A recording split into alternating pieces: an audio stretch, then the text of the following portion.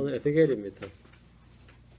지난번에 에스겔을 상당하게 해서 오늘 에스겔을 새로 하겠습니다. 지난번에 예레미야 빼먹고 어떻게 순서를 잘못해가지고 예레미야 얘가 다 빼먹고 에스겔을 대충 했던 것 같아요. 에스겔서는 오늘 요약을 한번 해봅시다. 요약을 한번 해봅시다.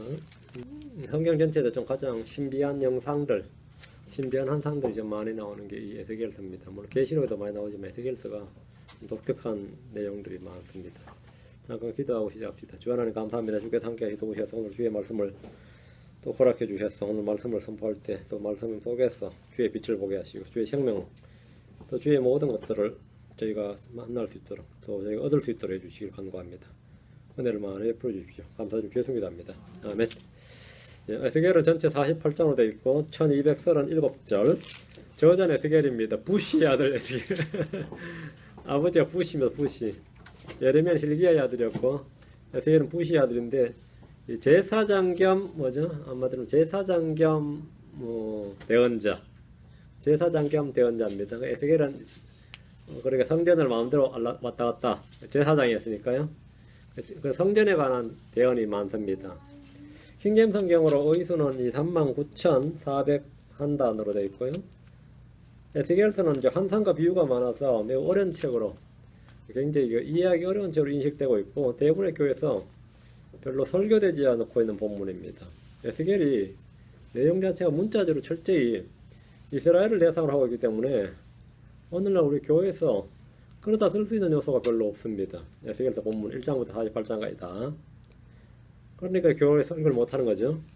우리가 에스겔을 통해서 영적 교훈적 적용할 수 있는 부분은 많이 있지만 영적 교훈적 적용하고 영적 해석하고 다릅니다.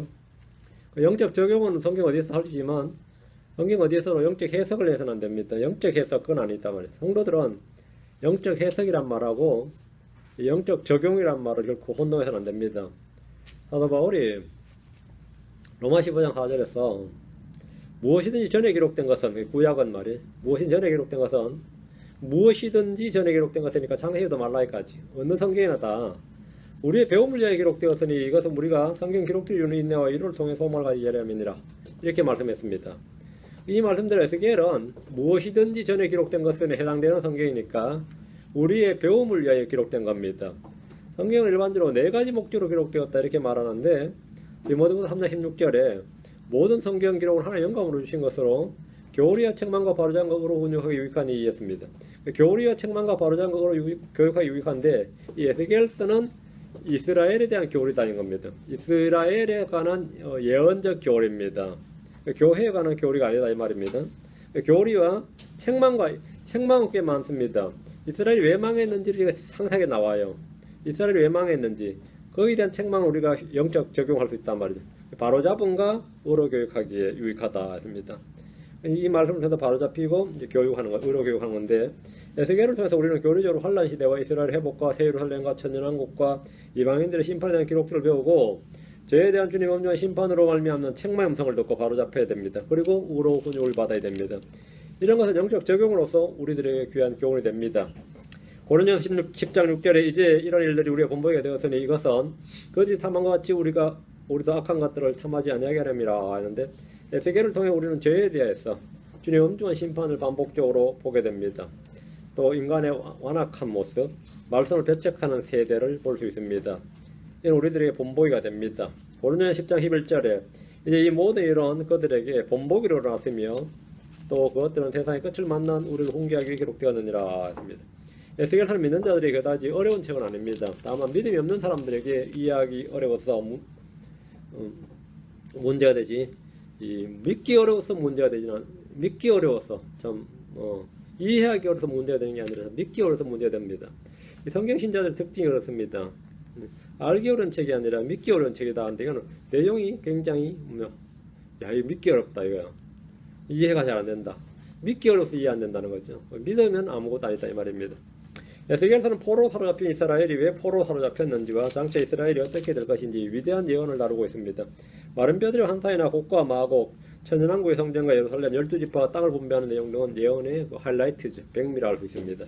이런 예언들은 모두 문자 그대로 이스라엘 민족에게 성취될 겁니다. 에스겔은 문자적으로 이스라엘 민족들의 그 민족의 미래에 대해서 지나치게 상세할 정도로 구체적 언급이 되어 있기 때문에 세계 많은 정치 종교 지도자들이 전 이것을 믿지 못하고 무시하거나 왜곡합니다. 교회의 성도들조차도 뭔 이스라엘에 대한 내용들이 전부 이런 거냐, 이렇게 전체 문자 다 이렇게 되냐 이 말이에요. 교회와 별 관계가 없는 내용들이라는 이유로 또 이 말씀을 비유나 상징으로 풀어서 어떻게든지 본문을 우리 교회에다가 좀 써먹을 수 없을까, 교회에 적용을 하려고 많이 애를 씁니다. 민족으로서 이스라엘은 결코 지상에서 소멸되거나 없어지지 않고 세계 최강의 민족으로 머리로 발돋움하게 될 겁니다. 이스라엘 민족과 국가의 미래에 대한 사실들은 언론이나 세상에서 퍼뜨린 터무니없는 소문들과는 전혀 다릅니다. 성경이 이스라엘에서 뭐라고 말하냐, 그것이 이스라엘의 운명입니다. 에스겔서 4입장부터 48장은 천년왕국의 성전에 자세히 묘사하고 있는데 용어가 낯설고 읽어도 그림이 머릿속에 잘 그려지지 않는 그런 곳입니다. 그렇다고 해서 이런 것을 훌쩍 뛰어넘고서 성경을 읽었다고 할 수는 없습니다. 우리가 이제 에스겔을 공부하면서 주님께서 지혜와 계시를 주시고 우리를 진리 한가운데로 인도하시는 굳은 믿음과 확신을 가지고 끝까지 나가야 됩니다. 우리가 진정으로 하나님의 말씀을 사랑하고 존중한다면 성령께서는 우리를 말씀을 깨닫게 해주신다는 평범한 진리를 믿음으로 이제 공부를 시작하는 겁니다. 에스겔의 활동 시기는 예레미야의 말년이고 다니엘의 청년기 정도에 해당합니다. 에스겔은 BC 597년 여호야긴 왕이 포로 잡혀갈 때 10,000명의 유대 포로들 사이에서 함께 있었던 포로입니다. 다니엘이 제일 먼저 잡혀갔고 다음이 에스겔이죠. 이는 2차 포로기입니다. 다니엘은 1차 포로기 잡혀갔어요. 다니엘은 BC 605년에 포로 잡혀갔었고 후에 BC 586년에 마지막 포로들이 잡혀옵니다. 세 차례죠. 1장 1절과 2절 보시면 이제 제30년 4월 그 달 5일 내가 그발 강가에서 포로들 가운데 있을 때에 포로 잡혀온 거죠. 바빌론에 포로 잡혀와서 말씀을 받은 거예요. 하늘들이 열리며 하나님 환상들이 내게 보이니라. 여호야긴 왕이 포로가 된 지 5년 되던 해 그 달 5일에 여호야긴 왕이 포로가 된 지 5년 이랬죠. 여호야긴 왕이 포로가 된 지 5년째 이제 말씀을 받았다 이 말이에요. 연대기적 시점과 역사적 배경이 분명히 밝혀져 있습니다. 에스겔의 사역은 BC 592년에서 570년 사이로 최소한 22년은 됐다. 이게 최소입니다. 최소 한 22년은 됐다. 이렇게 봅니다.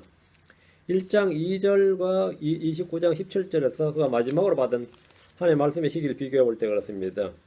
에스겔서 29장 17절에 제27년 1월 곧 그 달 첫째 날에 주의 말씀이 내게만이라. 27년 이랬으니까 5년하고 27년이니까 마이너스 하면 22년이죠. 최소한 사역이 22년은 이 사역을 했다는 겁니다. 에스겔은 자신의 성경에 당대 생존 인물인 다니엘을 무려 3번이나 언급을 했습니다. 구약의 3대 의인으로 불리는 노아, 다니엘, 욥이 언급되는 점도 에스겔서만의 특징입니다. 다니엘은 특히 지혜로운 자의 대명사로 등장하는데 얼마나 지혜로웠던지 이 마귀와 비견될 정도였습니다. 에스겔서 28장 3절에 보라 내가 다니엘보다 지혜로워서 그들이 내게 숨길 수 있는 은밀한 일이 없나니 이 마귀의 지혜를 칭찬할 때 네가 다니엘보다 지혜롭다 그랬거든요. 다니엘이 지혜롭다 할 때 어느 정도였냐면 다니엘이 남이 꾼 꿈을 말을 해주면 해석을 해주는 게 아니라 꿈꾼 사람은 꿈을 잊어버렸는데 이 다니엘은 그 사람이 잊어버린 꿈이 어땠는지 다시 가르쳐주고 그걸 해석을 해줄 정도. 그게 이제 다니엘입니다. 다른 모든 해석자들은 꿈을 꾼 걸 이야기를 해주면 우리가 해석을 주겠다 그랬죠. 그리고 이제 느부갓네살이 그럼 너희들 거짓말 쳐도 내가 모르니까 그 능력을 내가 믿을 수가 없으니까 난 지금 방금 잊어버렸는데 내가 꾼 꿈을 내가 꾼 꿈이 보면 놀라운 꿈이긴 한데 정확히 잘 모르겠다. 그 꿈이 뭔지도 밝혀내고 해석도 보여달라. 이렇게 했어요. 근데 그걸 해준 사람이 다니엘이었습니다. 근데 마귀가 그 정도면 마귀가 그보다 더 지혜로우면 여러분 속에 무슨 생각을 했는지 무슨 꿈을 꿨는지 다 아는 거죠. 그래서 그 마귀의 영 들린 사람들이 용한 점쟁이들이 많습니다. 한국에서 이제 제일 유명한 사람이 이제 백운산신가 백운학신가 백운산이죠. 그 백운산이 얼마나 유명했는지 지금 전국에 그 백운산 역술원이 몇백 개도 넘습니다. 백운산이라는 사람이 하도 유명해서 다 그 이름 딴 거죠. 그 양반은 생년월일을 물어보질 않았어요. 자기 젊게 들어올 때, 이게 물에 들어올 때 쳐다보면서 이 말을 해줬어요. 근데 그런 사람이 한국에 있었다는 거죠. 이게 점치능력에 충만한 사람들인데, 대원자들은 그보다 더 했던 거죠.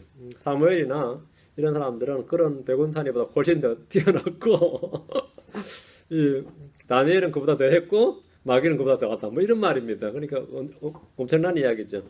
나의 과거를 다 알아. 저 사람이 다 알아요. 그게 놀라운 일은 아니죠. 마귀의 영이 충만한 사람들은 다 아는데 어느 크리스천들 중에서도 뭐 그게 그렇게 부러운지 그 은사 달라고 그 예언의 은사를 달라고 하는데 예언은 안 하고 자면 남의 과거를 이렇게 맞춰내는 이 크리스천들이 있어요. 그런 사람들 그 전부 다 정상적인 성령의 역사가 아닙니다. 근데 이 다니엘 참 이 에스겔서에는 마귀의 기원과 정체가 나옵니다. 이사야서 14장하고 에스겔 28장이죠. 에스겔서 28장에는 마귀의 기원과 정체를 가장 잘 보여주는 책입니다. 사탄이 기름 부음 받는 덮는 그룹이었다. 이렇게. 그리고 사탄은 네가 창조된 날부터 이래서 창조되었다. 또 네 안에서 불법이 발견되었다. 불법이 아담에서 발견된 게 아니라 누구? 마귀에서 발견되었다. 아담이 선악을 알게 나무 실과를 먹었을 때 죄가 안에 세상을 들어왔다 그랬죠. 아담이 죄를 만들어낸 게 아닙니다. 죄가 들어왔다. 밖에서 죄는 안으로 들어온 겁니다. 범법으로 말미암아 죄는 들어왔다. 그럼 죄는 밖에 이미 있었던 거죠. 사람은 지켜야 되는데 아담이 못 지킨 거죠. 이런 내용들이 사실 에스겔서가 없었으면 이 죄론에 대해서 마귀론에 대해서 우리가 완전 황당할 뻔했던 거죠. 에스겔서가 있기 때문에 이 죄론이나 마귀론이나 이런 것에 대해서 우리가 환히 알 수 있게 된 겁니다. 그런 내용이 아주 귀중한 정보가 다른 성경보다 훨씬 더 풍부하다는 것. 에스겔서는 성경 어느 책보다 심지어 모세오경보다도 모세율법보다도 행위로 말미암는 의에 대해서 가장 많이 강조하는 책입니다. 행위로 말미암는 의. 놀라운 말인데 에스겔 14장 14절 14장 20절 비록 노아 다니엘 욥 이 세 사람이 그 안에 있다 할지라도 그들이 자기 의로 자기 혼만 건지리라. 여기 잘 보세요. 자기 의로 이랬죠. 우리 성도는 다 자기 의가 아닙니다. 그리스도의 의, 믿음의 의지. 그들이 자기 의로 자기 혼만 건지리라. 주 하나님 말하노라. 자기 의 여기요. 자기 의. 다음 20절 비록 노아 다니엘 욥이 그 안에 있다 할지라도 내가 살아있음을 두고 맹세하노니 그들이 아들 딸은 건지지 못하고 오직 자기 의로 자기 혼만 건지리라. 주 하나님 말하노라. 자기 혼만. 노아 다니엘 욥 정도의 의인이면 자기 혼은 산다. 자기 혼자만 살 수 있다. 자기 딸 아들 자기 가족도 못 건진다. 이래 됐어요. 이는 이스라엘 백성들이 기준으로 삼아야 할 그 의인이 누구냐면 노아 다니엘 욥이었다 이 말입니다. 그리고 당시 이스라엘이 얼마나 타락했는지를 보여주는 말씀이기도 한데 노아 다니엘 욥과 같은 사람이 그 땅에 있었다 해도 의인 10명 아니라 그 땅에 세 사람 있다 해도 그 세 사람밖에 못 산다는 거예요. 단 한 명의 핵심자도 얻지 못한다. 노아나 다니엘 욥도 노아 시대 때 노아는 자기 가족을 얻었죠. 근데 이때는 자기 아들 딸도 건지지 못한다. 그 정도로 타락했다는 겁니다. 단 한 명의 핵심자도 얻지 못할 것이다 이 말씀입니다. 그 정도로 이 타락한 시대다. 위대한 하나님의 사람들의 중보와 말씀 사역은 핵심자를 얻게 말하지만 결코 핵심자를 얻을 수 없는 경우가 있는데 에스겔이 살던 시대의 이스라엘이 바로 그런 상황이었고 대언자 에스겔이 아무리 말씀을 전해도 듣는 자가 아무도 없었다 이거예요. 듣는 자가 아무도 없다는 주님이 말씀하셨는데 그럼 왜 대언자를 보냈냐면 그래도 그들 가운데 대언자가 있다는 건 알게 해준다. 그 목적으로 보낸다는 겁니다. 그들 가운데 열배 거두라고 핵심자 얻으라고 대언자 세운 게 아니라 뭐라고요? 예, 그들 가운데 대언자가 있음을 알아야 하리라. 알게 하리라. 뭐 이겁니다. 주님은 예레미야에게는 모세와 사무엘을 예를 들었는데 예레미야 15장 1절에 그때 주께서 내게 이르시되 모세와 사무엘이 내 앞에 서 있다 할지라도 내 생각은 이 백성을 향하여 기울 수 없나니 그들을 내 눈앞에서 쫓아내고 나아가게 할지니라. 모세와 사무엘은 중보기도의 대표자들이었습니다. 모세는 민족을 멸하겠다는 주님의 그 명령이 떨어졌을 때 자신의 생명을 걸고 막아서서 주님의 진노를 돌이켰죠. 사무엘도 마찬가지로 주님 앞에서 사울을 위해서 백성을 내가 이 백성을 위해서 기도하기를 결단하고 쉬지 않냐고 이렇게 중보기도의 대명사들이었습니다. 근데 이들이 만약 지금 이 땅에 이 예루살렘에 있으면 어떻게 되겠느냐? 예루살렘이 운명이 바뀌지 않았을까? 아니다 이 말입니다. 그때 누가 있었냐면 예레미야가 있었다 이거. 예레미야가 있어도 안 됐고, 모세가 있어도 안 되고 사무엘이 있어도 안 된다 이랬어요. 민족의 멸망을 중보기도로 건진 사람들이었지만 이들의 기도가 있다 해도 또 이런 사람들이 당시에 같이 살아서 기도하고 사역했다 할지라도 하나님의 심판을 돌이킬 수 없다는 겁니다. 우리가 살고 있는 지금 이 시대가 바로 에스겔이나 예레미야가 살던 시대와 조금도 다를 것이 없는 그런 시대입니다. 그러니까 내가 못나서 망한 건 아니다 이런 또 위로를 받죠. 내가 못나서 망한 건 아니다. 이거 그런 시대다 이거. 에스겔서의 기록자는 부시 아들 제사장 에스겔입니다. 1장 3절에 나오죠. 모든 말씀이 다 생명의 빛의 말씀이지만 에스겔서에 기록된 말씀들은 암흑의 시대에 기록된 성경이라는 점에서 더욱더 하나님의 빛과 능력을 볼 수 있는 그런 책입니다. 에스겔이라는 이름 뜻 자체가 에스겔, 이즈키엘이죠. 이즈키엘 할 때 엘이 하나님이고 이즈키 그게 하나님께서 힘을 주신다. God strengthens me 이 말이에요. 그 힘을 주신다. 나의 힘은 하나님이시다. 하나님께서 나에게 힘을 주셨다. 강하게 하신다는 뜻인데 엘이란 말이 여러분 뭐 다니엘, 에스겔 뭐 할 때 엘이란 말이죠. 엘이란 말이 엘리야, 엘리사 다 마찬가지입니다. 히브리어로 하나님이라는 뜻인데 에스겔은 마지막 두 글자 엘이 하나님이라는 뜻이고 앞에 이즈키 이게 나의 힘이라는 뜻입니다. 우리는 이름 자체에서 이미 나의 힘, 하나님에 대해서 공부하는 힘이 됩니다. 하나님이 에스겔을 어떻게 강하게 하셨는가를 보시면 3장 8절 9절입니다. 나를 강하게 하는 그리스도를 통하여 그런 말 우리 하죠. 나를 강하게 하는 그리스도를 통하여 내가 모든 걸 할 수 있느니라 할 때 하나님의 에스겔을 어떻게 강하게 하셨느냐. 에스겔 3장 8절 9절 보라 내가 내 얼굴을 강하게 하여 그들의 얼굴을 마주대하게 하였고 내 이마를 강하게 하여 그들의 이마를 마주대하게 하였도다. 내가 내 이마를 부싯돌보다 굳은 금강석 같게 하였으니 그들이 비록 반역하는 집이라 할지라도 그들을 두려워하지 말며 그들의 모습에 놀라지 말라 하시니라. 에스겔의 얼굴과 이마를 강하게 했다. 어떻게? 금강석보다 또 뭐 부싯돌처럼 뭐 이렇게 이런 말씀이 지금 나오죠. 대언자들은 남들이 볼 때 후한무치한 인간이 다 얼굴 벌게지고 뭐 이러면 말씀 못 전하죠. 얼굴 벌게지고 말이죠. 뭐 우왕좌하고 뭐 이러면은 뭐 못하는데 이 얼굴이 돼야지 이 죄인들을 상대할 수 있습니다. 그것도 아주 흉악한 죄인들을 상대해서 그들에게 회개를 촉구하고 말씀을 전하려면 주님께서 이렇게 해주셔야 돼. 내 얼굴을 강하게 하여 그들 얼굴을 마주대하게 하였고 뭐 이렇게 이마를 강하게 하여 그들의 이마를 마주대하게 하였다. 내 이마를 부싯돌보다 굳은 금강석 같게 하였나니 이래 돼야지 뭐 술주정뱅이를 만나지 마약적을 만나든지 뭐 논팽이를 만나든지 큰 적을 만나도 뭐 기독교 욕한 사람 만나더라도 뭐 더 뻔뻔한 거야. 에스겔이 그랬다는 겁니다. 이게 좀 필요합니다. 특히 사역자들한테는 때로 이게 필요합니다. 다니엘 같은 지혜를 주신 것이 아니고 에스겔에게는 이걸 주셨어요.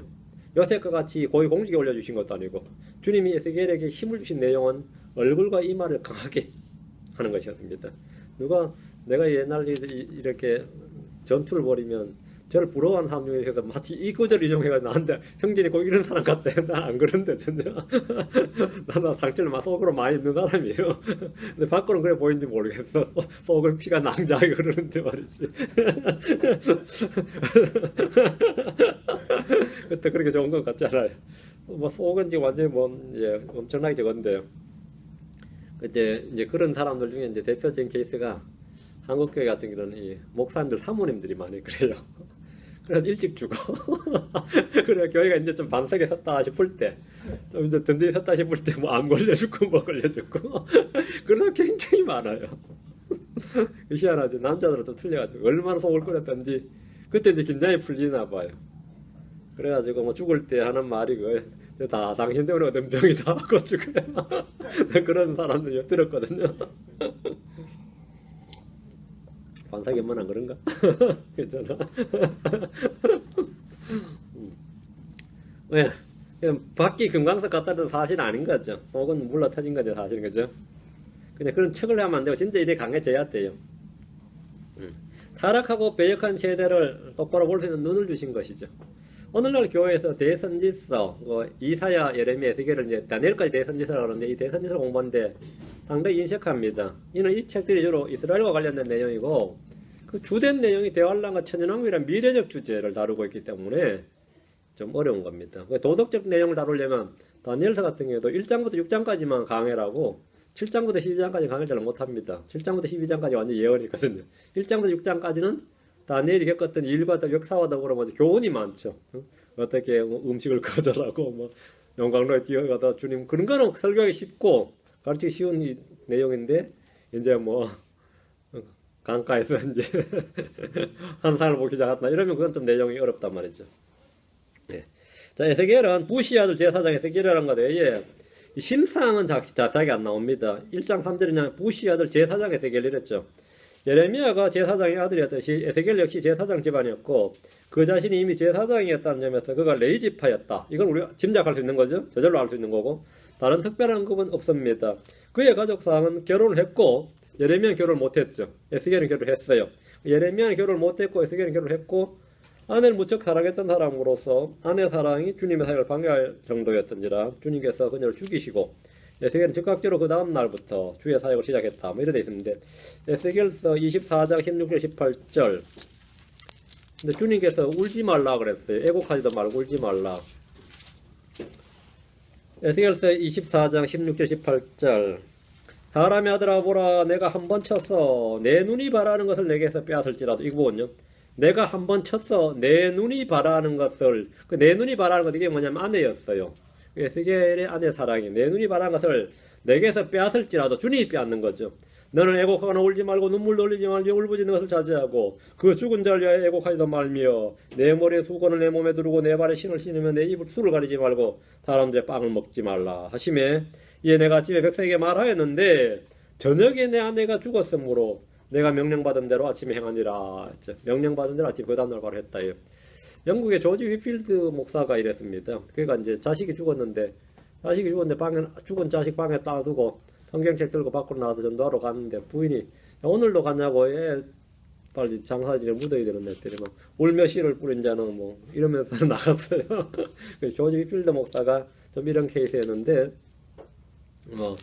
마누라 죽었다고 다 자기가 에스겔은 아니에요. 자기 마누라 죽고 다 에스겔인데 에스겔은 이 구약의 대언자들 특징 중에 하나가 이 주의 말씀을 선포할 때 주께 받은 명령을 수행하는 게 지금 우리가 볼 때는 좀 별별 이상한 거 많다요. 이상하다 또는 좀 받아들이기 어렵다. 신학적 관점에서 이게 도저히 수용하기 어렵다 싶은 게 있습니다. 예를 들어 호세아는 창녀를 데려다가 아내를 삼아라. 아내를 삼는 거 삼지만 또 자식을 낳아야 되죠. 그런 거는 우리 보고 그거 하라 그러면 그거 누가 하겠어요? 하기도 힘들지만 이거는 말이 되나? 이게 하나님 성품상 아니면 성경적으로 이게 말이 되냐 싶은 거. 이게 대언자들이 하는 일이 꽤 있습니다. 이사야 같은 경우는 허리띠를 풀고 신발을 벗어라 했거든요. 허리띠를 풀고 신발을 벗으면 어떻게 됐죠? 옛날 옷이 벌거벗는 거죠. 벌거벗은 뭔가 맨발로 다녔습니다. 오늘날 한국에도 그 흉내를 해가지고 차에다 그 목사 두 사람이 벌거벗고 용공 공산주의 반대한다 그런 거 서울시내 돌아다니며 하루인가 이틀인가 설교한 사람도 있어요. 자기가 이사야인 줄 알고 생각한 거죠. 근데 그게 또 신문에 나오고 대단한 사람도 있죠. 따라하는 거죠. 그 따라할 필요는 없는데 어쨌든 우리가 볼 때 이게 말이 되나 싶은 이야기들이 대언자들은 실물 설교를 해야 되는데 에스겔도 그런 케이스였습니다. 에스겔서의 또 하나의 특징이 나면 이제 사람의 아들이라는 표현이 굉장히 많이 나옵니다. 무려 93번, 93구절에 걸쳐서 나오는데 이는 우리 구주 예수 그리스도의 칭호이기도 하고 주님이 예칭호는 누가복음에서만 26번 나옵니다. 에스겔은 포로로 잡혀간 유대인들 사이에 활동했던 대언자였으며 이스라엘 회복과 천년왕국의 성리에 대해서 많은 환상을 봤습니다. 어둠이 깊을수록 주님은 더 밝은 빛을 비추어 주시는데 주님은 에스겔에게 어느 대언자들이나 어느 시대에서보다 천년왕국에 대한 이 환상, 계시를 많이 주셨습니다. 그는 처음부터 곧바로 하늘이 열리는 걸 봤습니다. 에스겔 1장 1절에 보시면 이제 제 30년 4월 그달 5일에 4월 5일에 말이에요. 식목일인가요? 그달 4월 5일에 내가 그 발강가에서 포로들 가운데 있을 때에 하늘들이 열리며 하나님의 환상들이 내게 보이니라 했죠. 30년 4월이란 말이 뭐 말 같아요? 30년 4월. 에스겔의 나이를 말한 것으로 봅니다. 요셉이 파라오 앞에 섰을 때 30세였습니다. 다윗이 통치하기 시작할 때 나이가 30세였습니다. 레위 사람들은 30세 이상은 계수를 합니다. 에스겔은 제사장의 아들이었고 대언자로서 30세의 주의 말씀을 받아 선포했습니다. 에스겔은 주활동 무대는 그발 강가였는데 이는 유프라테스 강 북쪽 100마일 정도였고 포로로 잡혀온 유대인들의 정착지로 짐작이 됩니다. 당대의 대언자로는 예레미야가 있고 다니엘이 있었습니다. 예레미야는 남았죠. 포로로 안 잡혀왔어요. 남아있었고 다니엘은 일찍이 포로로 잡혀왔고 에스겔은 그 사이에 있었던 겁니다. 당시 예레미야는 예루살렘에 남아있던 극빈층과 함께 그들 속에서 사역하다가 얘들이 이집트로 따라갔다기보다는 거의 붙들려갔던 거죠. 이집트로 갈 때 예레미야가 같이 데려왔는데 거기다 죽었는지 다시 돌아왔는지 몰라도 일반적으로 이제 죽었다. 이집트에서 죽었다고 봅니다. 이집트로 따라간 것까지는 예레미야 43장 7절에 나와요. 이집트로 잡혀간 것까지는. 다니엘은 에스겔보다 먼저 포로로 잡혀갔고 에스겔이 활동하던 시기에는 이미 이 당대 유명인사가 되어 있었습니다. 당대에. 이들은 모두 환상을 많이 받았고 마지막 날들에 대한 환상을 기록을 했는데 에스겔의 특징 가운데 가장 큰 특징은 이미 말씀드린 대로 마귀의 정체, 사탄의 정체에 대해서 확실히 밝혀둔 겁니다. 마귀는 처음에 하늘의 보좌를 덮는 그룹이었다. 여기 덮는 그룹이었다. 그 덮는 그룹이라는 게 커버링이거든. 이 하나님께서 사바의 그룹이 있는데 그 중에 덮는 그룹이었다. 위에 있었다는 거죠. 그리고 하나님의 동산 에덴에 거했다. 하나님의 에덴에 거했다. 그리고 완전했다. 그는 하나님의 창조물, 피조물에 불과했다. 점등이 여기에 기록되어 있습니다. 이는 다른 어떤 성에도 볼 수 없는 것인데 에스겔서 28장 13절 그룹은 천사가 아닙니다. 그룹이 천사가 아니에요. 여기는 마귀를 천사장이 천사라 그러면 안 됩니다. 천사장은 미카엘이고요. 마귀는 그룹이었습니다. 근데 그룹은 덮는 그룹인데 에스겔 28장 13절에 내가 하나님의 동산 에덴에 있었는데 내가 하나님의 동산 에덴에 있었는데 이거는 지상 에덴이 아니죠. 하나님의 동산 에덴에 있었는데 모든 보석과 송보석과 황옥과 다이아몬드 녹주석과 줄마나와 벽옥과 사파이와 에메랄드 석류석과 금이 널렸었고 내가 창조되던 날에 6일 창조에 창조된 건 아니죠. 내가 창조되던 날에 이전 창조죠. 우리가 이전 세상 할 때는 자연스러운 겁니다. 내 안에서 내 작은 복과 내 피리의 작품이 예비되었도다. 내 안에서 내 작은 복과 음악이 아주 능했던 거죠. 작은 복과 내 피리의 작품이 예비되었도다. 두로 왕에 대한 비유를 통해서 마귀의 기원과 정치에 그가 범죄함으로 살아간 것들에 대한 이런 놀라운 계시는 성경을 읽는 그대로 믿는 성도들의 큰 힘을 주는 내용입니다. 이사야, 예레미야, 에스겔 이렇게 대선지자 세 권은 삼위일체를 가장 잘 보여주는 책입니다. 이사야는 아들 예수 그리스도에 대한 분명한 예언이 넘칩니다. 예수님에 관한 것이 넘친다 말이죠. 아들 예수 그리스도. 예레미야는 아버지 하나님의 성품과 역사를 가장 잘 보여줍니다. 성부 하나님, Father. 에스겔은 성령 하나님의 역사를 계속해서 보여줍니다. 주의 영께서 에스겔을 데리고 다니시면서 말씀을 주셨고 환상을 주셨습니다. 그래서 이사야는 예수 그리스도, 예레미야는 아버지, 에스겔은 성령. 이 세 권이 그렇게 연결되어 있습니다. 에스겔은 어느 대언자보다도 이 실물 설교를 많이 했습니다. 하나님 에스겔에게 말로만 말씀을 선포하는 것이 아니라 자기 행동으로 경고하고 그들의 보여주도록 하셨는데 누가 봐도 이 기묘한 행동으로 비치는 그런 것들이었습니다. 왜 저러냐 그러면 뭔가를 보여주려고 그런단 말이죠. 에스겔이 한 12가지의 기묘한 행동은 주님이 친히 대언자를 통해 말씀과 행동으로 자신이 할 일을 보여주신 것이고 그들의 죄악을 스스로 깨닫게 하기 위한 것이었습니다. 이런 것을 성경 뭐라 그러죠? 한 단어로 이걸 표적이라 그럽니다. 이게 사인이에요. 그 사인은 기적일 필요는 없습니다. 우리가 표적을 행한다 할 때 표적은 꼭 기적이어야 된다, 초자연적이어야 되는 건 아닙니다. 표적이라는 것은 그 동작과 그 행동, 그 삶으로 하나님의 뜻을 전하면 그게 표적이에요. 주님께서 말씀을 보여주기 위해서 행하는 일들이나 어떤 동작들을 표적이라고 합니다. 에스겔은 말을 할 줄 알았는데 벙어리가 됐죠. 벙어리가 되었다면 그런 표적입니다. 에스겔이 기와를 하나 갖다 놓고 거기다 예루살렘을 그렸거든요. 그 그림 뭐냐요? 그 기와를 그린 다음에 철판을 세웠어요. 그게 철벽이었단 말이죠. 예루살렘 그렇게 2년간 바빌론에 완전히 포위가 된 거죠. 요게 전부 다 뭐였냐? 표적이라고요. 요게. 기적은 아니에요. 그거는. 기적이 아니라 표적이란 말이에요. 표적이라는 것은 하나님의 말씀을 어떤 무엇을 통해서 동작으로 하는 행위를 보여주는 게 표적이에요. 너에게 표적을 행할 능력을 주소서 그러면은 들어 누워 있는 것도 표적이었단 말이죠. 에스겔은 철판으로 세워서 다음에 부정한 빵을 먹게 해죠. 새똥을 이 빵으로 이렇게. 그것도 표적이었고 누워 있는 것. 한쪽으로 390일 누워 있었고 한쪽으로 40일 누워 있었거든요. 그것도 표적이었고 머리에 수염을 밀어버린 거죠.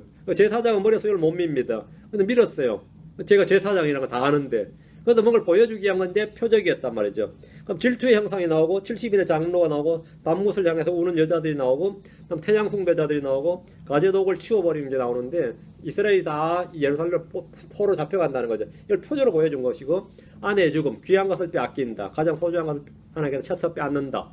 에스겔의 그 아내의 죽음 표적이었단 말이죠. 이런 것들이 전부 다 지금 여기 나오는데 실물 설교죠.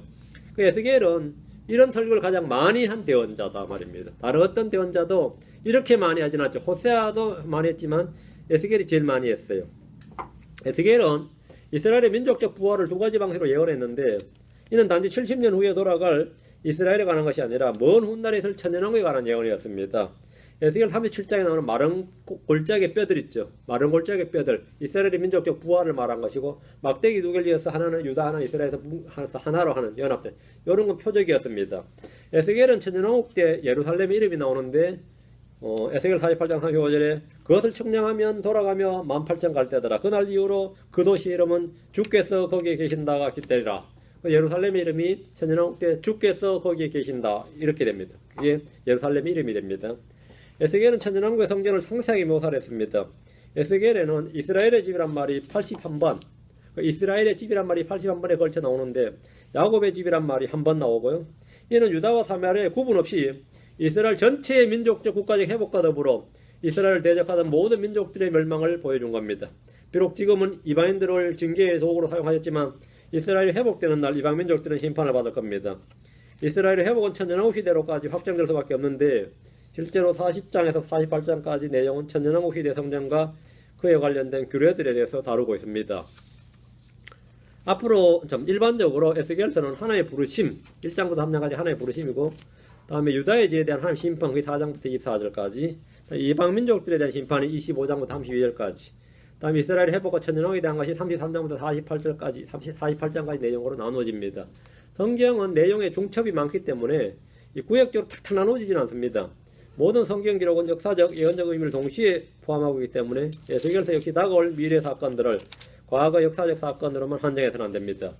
에스겔은 자신의 사역을 통해 포로가 된 백성들, 예루살렘의 파멸 등을 이런 지향은 전적으로 하나님을 대적하고 반역한 죄의 결과라는 점을 분명하게 하고 장차 하나님께서 완전히 이스라엘 회복시켜 주실 것을 선포함으로 믿음과 소망을 불러일으킵니다.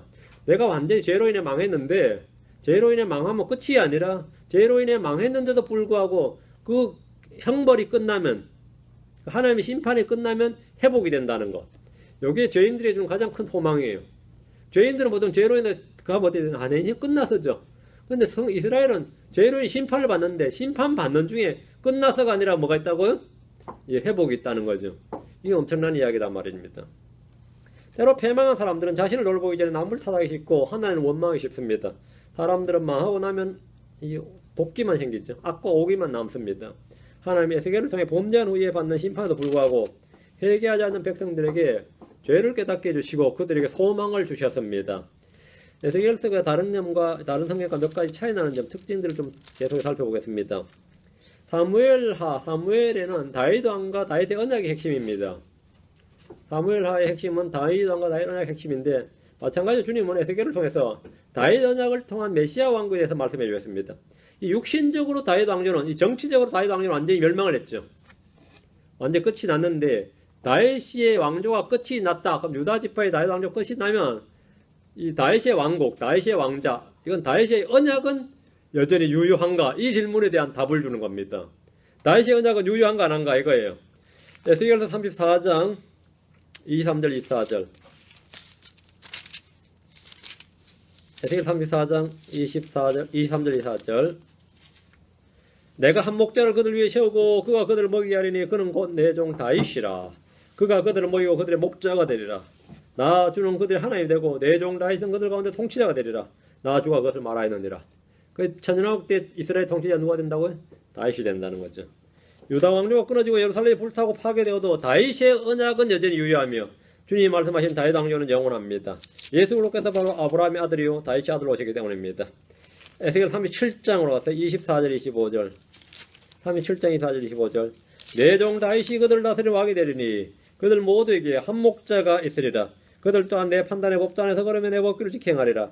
그들이 내가 내 종 야곱에 준 땅 곧 너희 조상들의 거하던 땅에 거하되 그들과 그들의 자녀들과 그들의 자녀들의 자녀들이 영원히 그 안에 거할 것이요 내 종 다윗이 영원히 그들의 통치자가 되리라. 내 종 다윗이 통치된다. 왕이 된다. 통치된다. 다윗의 언약은 영원히 유효하다. 이거. 왕조가 멸망해도 다윗의 언약은 유효하다. 이거죠. 그 사무엘하에서 다윗은 남북 단일 왕국의 통치자입니다. 남왕국과 북왕국이 갈라지기 전이었단 말이죠. 12지파가 모두 하나였습니다. 마찬가지로 다시 올 다윗의 통치 시대에는 남북왕국의 분열이 없이 통일왕국으로서 하나가 되며 다시는 분리가 없습니다. 37장 16절 17절. 너 사람의 아들아 또 너는 막대기를 하나 가져다가 그 위에 유다와 그의 동료 이스라엘 자손을 위하여라 쓰고 그 위에 다른 막대기 하나 가져다가 그 위에 에브라임의 막대기 요셉과 그의 동료 이스라엘의 온 집을 위하여라 쓰며 그것들을 서로 연결하여 막대기 두 개를 연결하면 한 막대기가 되게 하라. 그것들이 내 손에서 하나가 되리라 합니다. 다윗은 하나님의 성전을 준비했습니다. 그리고 솔로몬이 완성을 했습니다. 다가올 왕국 역시 성전을 갖게 될 겁니다. 에스겔에는 천연왕국의 성전이 나옵니다. 사무엘하와 에스겔의 유사점입니다. 학개서와 비교해보면 이 둘은 둘 다 천연왕국의 성전에 대해서 말하고 있습니다. 학개서 2장 9절에 나중에 지을 이 집의 영광이 이전 집보다 이전의 집 영광보다 더 크리라. 만군의 주가 말하노라. 내가 이곳에서 화평을 누리라. 나중 이 집의 영광이 있습니다. 학개는 성전 건축을 촉구하면서 스룹바벨 성전이라 불리는 포로기 이후에 이 성전을 완성했습니다. 그때 지어진 성전은 너무나 초라하여 솔로몬의 성전을 본 사람들이 눈물을 흘렸습니다. 에스라 3장 12절에 그러나 제사장들과 레위 사람들과 아버지들의 우두머리들 중에 많은 사람들을 첫째 집을 보았던 노인들은 자기들의 집 눈앞에 이 집에 기초가 놓인 것을 보고 큰 소리를 울었으며 많은 사람은 기뻐서 크게 소리를 내었을 때였습니다. 스룹바벨의 성전은 결코 이전 성전의 영광보다 크지 않았습니다. 학개가 말한 성전은 에스겔이 40장에서 42장에서 본 그 성전입니다. 학개에는 지진에 대한 언급이 있습니다. 학개서 2장 6절에 만군의 주가 이같이 말하노라. 조금 있으면 내가 아직 한 번 더 하늘과 땅과 바다 육지를 흔들리라 했습니다. 엄청난 거죠. 에스겔서 역시 지진에 대해서 말하고 있는데 에스겔 38장 19절에 내가 내 질투 속에서 내 진노의 불 속에서 말하였느니 반드시 그날에 이스라엘 땅에 큰 떨림이 있어서 이 트렘블링인데 이게 떨림 지진이었습니다. 요한계시록과 에스겔은 공통점이 굉장히 많습니다. 요한과 에스겔은 둘 다 환상을 봤습니다. 미래에 대한 환상을 많이 봤습니다. 요한과 에스겔은 둘 다 두루마리를 삼키라는 명령을 받았습니다. 에스겔서 2장으로 갑니다. 8절 10절 주님께서 에스겔에게 말씀을 선포하러 갈 때 말씀을 선포하기 전에 에스겔이 해야 될 일이 뭐냐면 2장 8절 10절이에요. 사람의 아들아 오직 너는 내가 내게 말하는 것을 듣고 그 반역하는 일까지 반역하지 말며 내 입을 벌리고 내가 내게 주는 것을 먹으라 하시니라. 내가 보니 보라 그분께서 한 손을 내게 보내셨는데 보라 그 안에 두루마리 책 한 권이 있더라. 그분께서 그것을 내 앞에 펴셨는데 그것은 안팎으로 기록되어 있고 그 안에 애가와 애곡과 재앙이 기록되어 있더라. 그 책을 보여주셨고 이 책을 먹으라. 내가 내게 준 것을 먹으라 했죠. 먹으라. 그 책을 먹으라 했죠. 요한 역시 책을 받아서 먹으라는 명령을 받았습니다. 계시록 10장 9절에 내가 그 천사에 가서 그에게 이르되 그 작은 책을 내게 주소서 하니 그가 내게 이르되 그것을 가져다가 먹으라. 그것이 내 배는 쓰게 할 테나 내 입에서는 꿀까지 달리라 하니라. 먹으라 했죠. 이들은 자신들이 선포할 말씀을 먹었습니다. 우리는 하나님의 말씀을 양식으로 삼지 않고는 결코 말씀을 선포할 수 없다는 겁니다. 요한과 에스겔은 둘 다 곡과 마곡에 대해서 예언했습니다. 이것도 다른 성경에 안 나오는 거죠. 에스겔 38장 2절 에스겔 38장 2절 사람의 아들아 내 얼굴을 곡과 마곡 땅과 기억하시고 메섹과 두 발의 최고 통치자를 향해 교정하고 그를 대적하며 대언하며 했죠. 그렇게 해놓고 뒤에 39장 1절 그러므로 사람의 아들아 너는 곡을 대적하여 대언하며 이르기를 주 하나님이 이같이 말하노라. 보라 오 메섹과 두 발의 최고 통치자 고가 여기다 언더라인 곡을 대적하여 말해라 그랬죠. 통치자 고가 최고 통치자 곡 메섹과 두 발의 최고 통치자가 누구라고요? 곡이죠. 곡과 마곡 땅이라 할 때는 이제 곡의 땅 마곡의 땅이란 말이죠. 이 최고 통치자의 땅이라 이 말입니다. 내가 널 대적하노라. 우리는 여기서 곡과 마곡이 어떤 땅의 이름이 아니라 뭐라고요? 사람의 이름이거나 타이틀이라는 걸 알 수 있습니다. 징기스칸의 땅 하면 옹고죠. 징기스칸 하면 몽고라는 나라가 있고 징기스칸이다. 마찬가지로 곡과 마곡은 최고 통치자예요. 메삭과 두 발의 최고 통치자 고가 곡이 뭐죠? 최고 통치자를 명하는 이름이거나 타이틀이단 말이죠. 그건 땅 이름이 아니고 곡과 마곡 땅 할 때는 곡이란 사람이 다스린 땅 아니 마곡이란 사람이 다스린 땅 뭐 이런 말입니다. 예. 그래서 곡과 마곡을 우리가 너무 자연스럽게 붙여서 관용어처럼 불러왔지만 성경 그를 인칭대명사로 받고 있습니다. 마곡이란 곡의 시조를 나타내는 말이기도 하거니와 이들은 한 인물일 가능성이 훨씬 큽니다. 요한은 이들이 하나님을 대적할 마지막 반역자들임을 예언했습니다. 계시록 20장 8절에 나가서 땅의 사방에 있는 민족들 곧 곡과 마곡을 속이며 그들을 함께 모아 전쟁을 하게 할 터인데 그들의 수는 바다의 모래 같으리라. 여러분 곡과 마곡 나오죠. 곡과 마곡을 속이며 했습니다. 에스겔은 천년왕국의 예루살렘과 생명의 강에 대해서 언급했습니다. 요한은 새 예루살렘과 생명수의 강에 대해서 언급했는데 계시록 20장 1절에 또 그가 하나님과 어린 양의 왕자로부터 흘러나온 수정같이 맑은 생명수의 정결한 강을 내게 보여주니라. 생명수의 강이 나오죠. 하나님 에스겔에게 성전에서 흘러나오는 물을 보여주시고 그 강의 양쪽에 나무를 보여주셨는데 이는 요한계시록과 좀 유사합니다. 에스겔 47장을 보죠. 6절 8절. 에스겔 47장 6절 8절. 그가 내게 이르되 사람의 아들아 내가 이것을 보았느냐 하고 나를 내려다가 강가로 돌아가게 하기에 이제 내가 돌아왔는데 보라 강둑의 이쪽과 저쪽에 나무가 힘이 많더라. 강이 있고 강둑이 있죠. 그 나무가 강둑에 많이 있대. 그때 그가 내게 이르되 이 물들이 동쪽 지역을 향하여 흘러나와 사막으로 내려가서 바다에 이르리니 바다로 들어갈 때 물들이 치유되리라. 그러니까 이 물이 나면 물이 막 땅을 치유하고 강을 치유하고 그렇게 한다 이 말입니다. 요거는 천년왕국 때 예루살렘 성전에서 흘러나오는 물이고 아까 계시록 21절에는 하늘의 새 예루살렘에서 흘러나오는 물입니다. 생명수강이죠. 전혀 사실 비슷한긴 한 굉장히 유사한데 완전히 다른 겁니다. 에스겔의 본문을 간략하게 요약합니다. 제가 밤에 에스겔에서 이거 요약하다가 48장까지 하도 길어가지고 10몇 장 하다가 그만뒀어요. 여러분이 나머지 다 정리하라 이 말입니다. 성경 정리하는 방법을 내가 이걸 보시면서 성경 읽을 때 어떻게 하는지를 하시면 됩니다. 제가 이거는 대학교 때부터 제가 배웠어요. 대학교 때 저희 선교단체에서 저는 안 배웠어요. 저는 대학생이었는데 이제 리더가 이제 완전 이제 목자가 될 사람들은 따로 불러다가 이렇게 요약을 하는 훈련을 시키더라고요. 근데 그걸 제가 뒤에서 견눈질로 배운 거야, 실은. 상당히 유익하더라고요. 그래서 저는 정식으로 배운 게 아니라 견눈질로 배웠는데 활용은 제가 제일 잘할 것 같아요. 그때 배운 게 이건데 에스겔 1장은 주님 환상입니다. 하나님 환상입니다. 하나님의 영광을 보았고 그룹들을 보았습니다. 1장 27절과 28절은 계시로 나오는 주님의 모습과 비교해 볼 수 있는 영광스러운 장면입니다. 1장 27절 28절을 보면 주님의 모습이 하고 계시로 나오는 주님의 모습하고 비교할 수 있는 장면인데 26절부터 쫙 보시면 영광스러운 모습, 주님의 하늘에 계신 주님의 영광스러운 모습이죠. 그들의 머리들 위에 궁창 위에 사파이어 돌 같은 모양의 왕자의 모습이 있었고 그 왕자의 모습 위에는 위로 그 위에 사람의 모양을 닮은 모습이 있더라. 예수님이죠. 인자죠.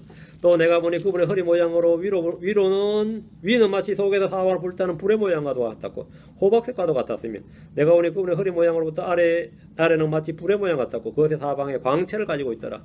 사방으로 퍼지는 그 광채 모양 비오는 날 구름 속에 있는 무지개 모양 같았더라. 이것은 주의 영광의 모습을 가진 모양이다. 여기 이것은 주의 영광의 모습을 가진 모양이더라. 주의 영광의 모습을 가진 모양이더라. 내가 그것을 볼 때 얼굴을 내고 엎드려 말씀하신 분의 음성을 들으니라. 예수님이죠. 이런 영광의 주 예수 그리스도를 이제 정확하게 이 에스겔이 봤습니다. 에스겔이 봤어요. 근데 그 앞에는 이제 더 놀라운 장면도 많이 있어요. 그룹들이 나오죠. 그룹들도 나오고 바퀴들 나오는데 아무리 그려봐도 이 그림이 안 그려지는 그런 놀라운 생물들입니다. 그런 것들인데 잘 보시면 이제 환상을 보면서 이게 실제입니다. 이게 환상을 실제 이게 실제 있는 동물입니다. 우리 하늘에 가서 다 보게 될 겁니다. 2장 3장은 하나님의 음성과 에스겔이 부름받은 장면인데 2장 1절부터 10절은 대언자로서의 사역입니다. 주님이 이스라엘이 듣고자 하든지 아니하든지 전하러 가셨네. 2장 5절입니다. 그들이 듣고자 하든지 아니하든지 그들은 반역하는 집이니라. 자기들 가운데 지금까지 한 대언자가 있었음을 그들이 알지니라. 최소한 그들이 듣고자 하든지 듣고자 하지 않든지 그건 자기들의 의사고 자기들의 자유인데 어쨌든 하나님께서 말씀을 선포하게 보내신 대언자가 있었다. 그거는 그들이 인정해야 된다 이 말이에요. 대언자가 있었다. 그 LA지에게도 뭐라고 킹잼 성경 선포하는 말씀 선포자 있었다 이거야. 있었다 이거야. 물론 많은 사람이 모르겠지만 있었다. 그리고 대언을 하기 전에 그는 주의 책을 받아 먹었습니다. 2장 8절 10절이죠. 설교자는 반드시 주의 책을 받아 먹은 후에 그 말씀을 선포해야 됩니다. 항상 말씀을 가장 깊이 연구해야죠. 말씀 연구하라고 메시지 연구하는 사람도 있어요. 남의 설교 연구하는 사람 말이에요. 말씀을 파고들어야 됩니다. 3장 1절에서 9절은 주의 말씀을 먹고 난 후에 이 말을 부싯돌보다 또 굳은 금강석 같게 되어서 말씀을 선포하는 명을 받았는데 에스겔은 주의 말씀을 받아 먹고 또 그 말씀을 듣고 말씀을 선포했습니다. 사역자의 가장 좋은 자세가 잘 나오는 게 바로 2장과 3장입니다. 사역자는 어떻게 사역을 해야 되는가 이게 잘 나온 게 에스겔서 2장 3장이고 다음 4장 5장은 포로된 자들의 상태를 표현하고 있는데요. 4장은 기와 위에 예루살렘을 그리고 그것을 포위해서 부수는 모습을 보여줬습니다. 4장 1절과 2절에. 거기다 이제 철판을 하나 가져다가 철벽으로 삼아서 그 도시를 에워싸게 하는 걸 보여줬습니다. 사람들은 볼 때는 이게 뭐 어린애 장난도 아니고 지금 뭐하냐 싶겠죠. 예루살렘이 패망할 때의 모습입니다. 4장 4절에서 8절은 대언자 에스겔이 왼쪽으로 390일 이스라엘의 불법을 담당하는 거죠. 오른쪽으로 40일 유다의 불법을 담당하도록 하셨는데 들어 누웠습니다. 하루가 1년이라 그랬어요. 4장 6절에 하루가 뭐라고요? 1년이다. 이게 또 예언의 연대기 계산의 핵심입니다. 70일이 할 때 그게 뭐죠? 하루가 1년이다 이거예요. 하루가 1년이다. 4장 9절에서 17절은 기근에 대한 표적이고요. 5장 1절에서 17절은 탁도를 취해서 모래 수영을 밀어버린 표적입니다. 밀어버린 이 머리카락, 이 밀어버린 수영과 머리카락을 세 등분을 나누어요. 그래서 3분의 1은 나누어서 불태우고 칼로 치고 또 3분의 1은 칼로 치고 3분의 1은 바람이 흩어버리도록 했는데 이 머리털, 이 밀어버린 머리털하고 이 수염의 한 일이 유다의 모습이다. 유다가 당할 심판의 모습이었단 말이죠. 그리고 머리카락 몇 개는 옷자락에 묶은 다음에 그것을 가져다가 훗날에 불 속에 던져버렸어요. 태워버렸습니다. 이에 대한 해석은 12절부터 17절까지 5장 12절부터 17절까지 해석이 좀 나옵니다. 우리가 따로 해석 안 해도 돼요. 3분의 1은 역병으로 죽고 그들이 내 한가운데서 기근으로 소멸될 것이요 3분의 1은 내 사방에는 칼에 쓰러지며 3분의 1은 내가 모든 바람도로 흩어버리고 내가 그들을 따라가며 칼을 빼리라. 해석이 실이 나오죠. 이와 같이 내가 내 분노를 이루고 또 내 경로를 그들 위에 멈추게 하여 위로를 받으리라. 내가 내 경로를 그들 안에 이룰 때 나주가 나 열심으로 그것을 말한 줄 그들이 알리라 하면서 쭉 나오는데 이것이 바로 머리카락을 삭도로 민 표적입니다. 그래서 친히 해석해 주셨고 6장은 이스라엘 산들을 대적하는 심판의 선포입니다. 이스라엘 산들 할 때 북왕국 사마리아 산들이죠. 이스라엘은 사마리아 산을 중심 사마리아 수도입니다. 사마리아 산 할 때 사마리아가 한국을 치면 태백 산맥 하듯이 산맥이에요. 사마리아 산이 제일 중심이 가장 유명한 산이죠. 그 산맥에 여기가 수도였단 말이죠. 오므리 왕조가 세운 수도였는데 사마리아 산을 중심으로 산지에 있었는데 이 산마다 우상들과 산당들이 가득했습니다. 북왕국은. 주님은 그곳에 시체들을 가득 채우고 황폐하게 하겠다 이렇게 말씀하셨습니다. 6장은 아주 끔찍한 내용이죠. 우상숭배는 이스라엘 심판하신 장면이고 7장은 절박한 종말에 대한 이야기입니다. 7장 2절 보시면 끝이로다. 그 끝이 그 땅의 내구석에 이르렀느니라. 끝이로다. 이게 끝이로다. 끝이 이르렀다 말이야.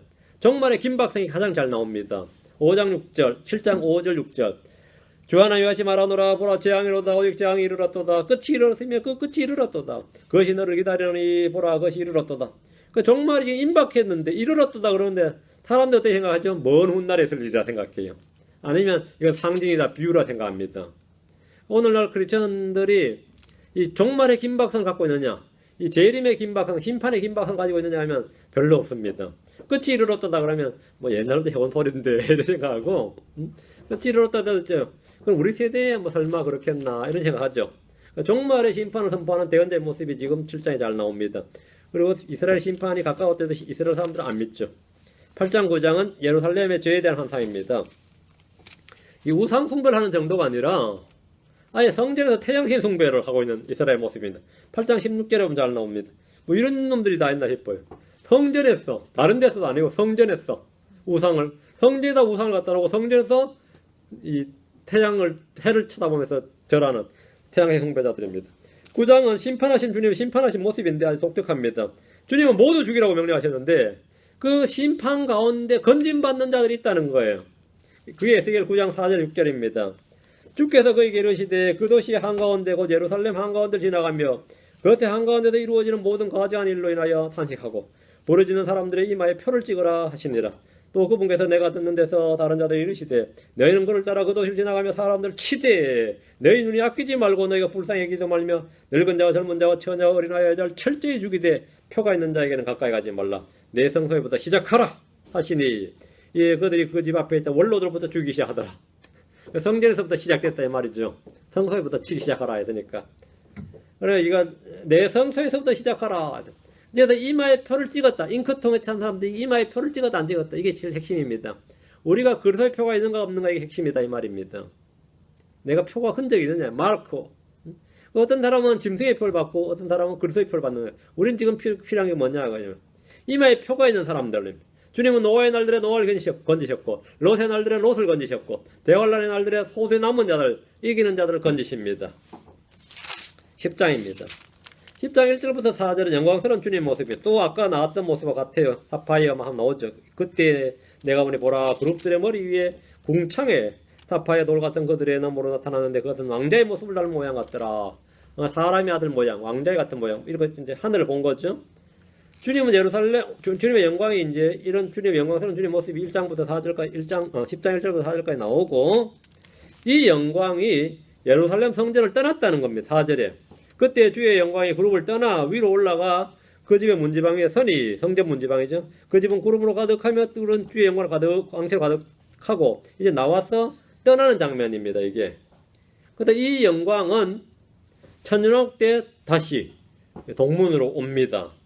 에스겔은 주의 영광이 성전을 떠나는 모습과 돌아오는 모습을 다 봤습니다. 여기서 10장에서 떠났고 43장에서 돌아옵니다. 43장 이 떠난 주의 영광이 10장에서 떠난 주의 영광을 봤다가 43장에 돌아오는데 다 봤고 또 스가랴 14장 4절에도 이 장면이 나옵니다. 돌아오는 장면은 나와요. 다음 11장으로 갑니다. 그 이제 그룹의 모양이 이제 10장에도 그룹의 모양이 나오죠. 그룹들이 10장 14절 20절이 나옵니다. 그룹들이 나오고 다음 11장으로 갑니다. 11장은 이스라엘 심판과 회복에 대한 말씀입니다. 17절부터 19절은 이스라엘의 범죄에 대한 주님의 근본적인 해결책이에요. 그러니까 이스라엘을 율법을 주고 뭐 대언자를 주고 제사장 주고 성전 주고 왕들 주고 뭐 별걸 다 해봐도 이스라엘의 범죄를 해결하지 못해요. 어떻게 생각하세요? 해결할 수 있을 것 같아요?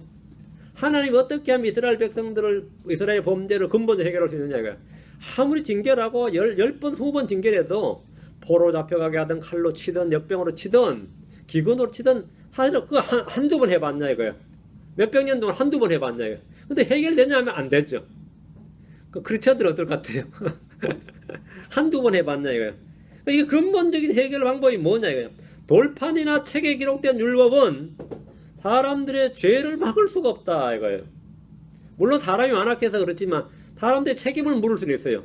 그 사람들의 책임을 물을 수도 있고 죄를 징벌할 수도 있지만 그렇다고 해서 죄를 막을 수가 없다 이거예요. 심판이 죄를 막느냐? 못 막는다 이거예요. 그놈들 가지고 막 불로 지저대도 또 죄 지어요. 불로 지저대도 죄 짓고 자식 살만 먹는다 해도 또 죄 지어요. 그러나 이 죄의 권능이 더 크더라는 겁니다. 그럼 어떻게 하면 됩니까?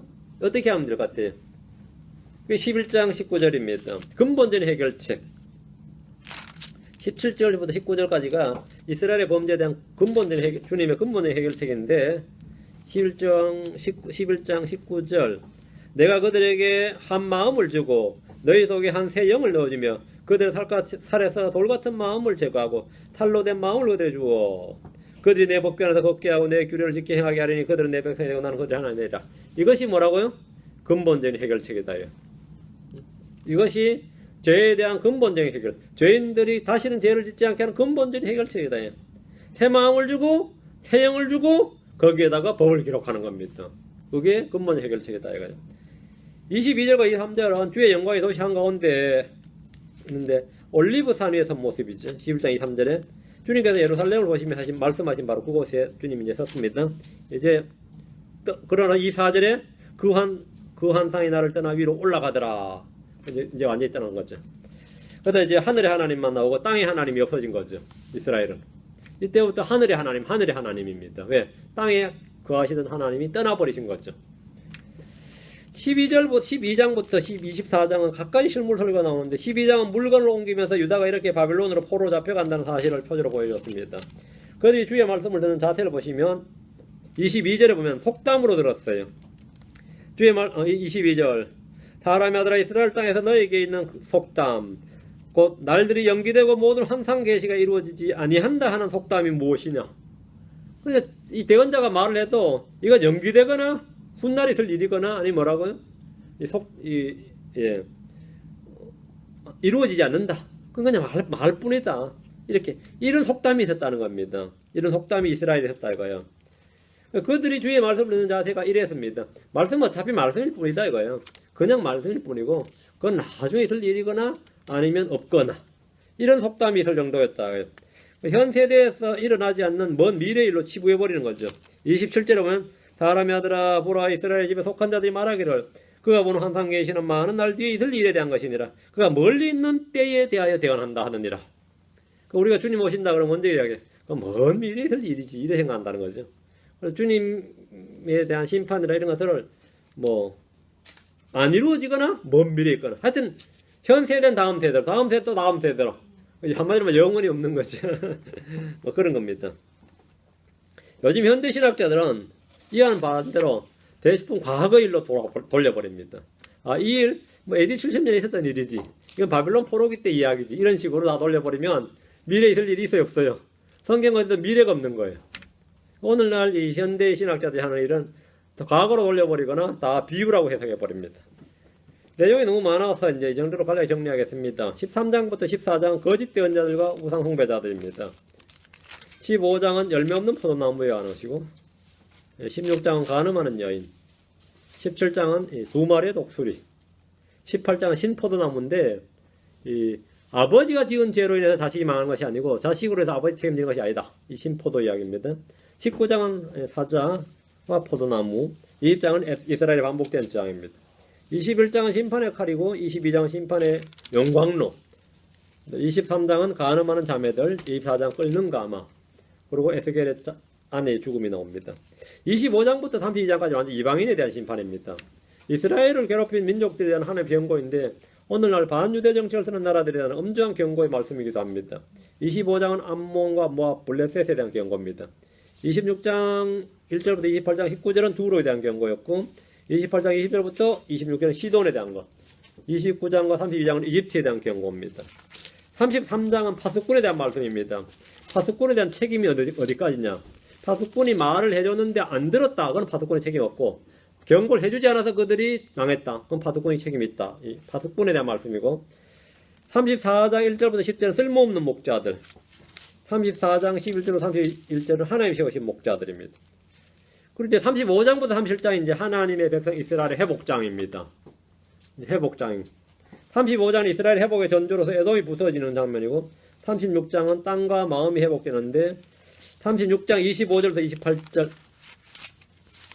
36장 25절 28절입니다. 25절 28절 그때 내가 정결한 물을 너희 위에 뿌려 너희를 정결하게 하되 너희의 모든 더러운 것 모든 우상으로부터 너희를 정결하게 할 것이며 또 새 마음을 너희에게 주고 새 영을 너희 속에 두어 너희 육신의 돌같이 굳은 마음을 제거하고 너희에게 살같이 연한 마음을 줄 것이며 또 내 영을 너희 속에 두어 너희로 하여금 내 법궤 안에서 걷게 하리니 너희가 내 법도를 지켜 행하리라. 그러한즉 내가 내 조상들 준 땅에 너희가 거하면서 내 백성이 되고 너희 하나님이 되리라. 가장 위대한 이스라엘에게 가장 위대한 약속이죠. 더 이상 범죄할 일이 없다 이거죠. 이는 에스겔서 선포된 가장 중요하고 핵심적인 주님의 사역입니다. 이런 말씀은 예레미야에도 나옵니다. 태언약이라고 나오죠. 이스라엘의 근본적인 해결책은 심판이 아니었다는 겁니다. 37장은 마른 뼈들의 골짜기에서 죽어있던 뼈들이 생명을 얻습니다. 주의 영으로 말미암아서. 이는 이스라엘의 민족적 부활을 말하는데 4절 말씀 37장 4절 말씀 그분께서 다시 내게 이르시되 너는 이 뼈들 위에 대언하여 그것들에 이르기를 오 너희 마른 뼈들아 주의 말씀을 들으라. 너희 마른 뼈들아 이건 죽은 사람들이죠. 주의 말씀을 들으라. 부활이죠. 38장 39장은 하나님의 진노입니다. 38장은 곡과 마곡의 침략이고요. 39장은 그들을 물리치시는 주님이십니다. 6절 말씀 39장 6절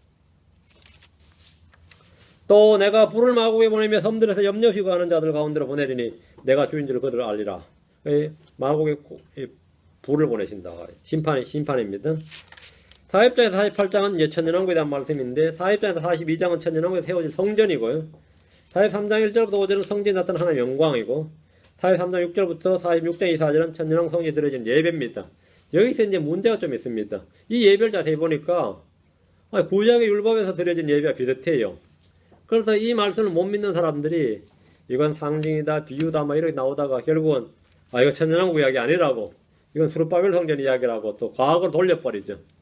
그 말씀을 믿는 게 아니라 자기가 믿고 싶은 걸 믿어야 되는데 이 자기 걸림돌이 되는 거예요. 말씀해 보니까 천년왕국에서는 율법이 지켜지고 제사가 드려집니다. 성전도 있고 제사장도 있고 제단도 있습니다. 안식일도 있고 다 있습니다. 47장 1절부터 12절은 생수가 흐르는 강이고요. 47장 13절부터 48장 35절은 천년왕국의 땅입니다.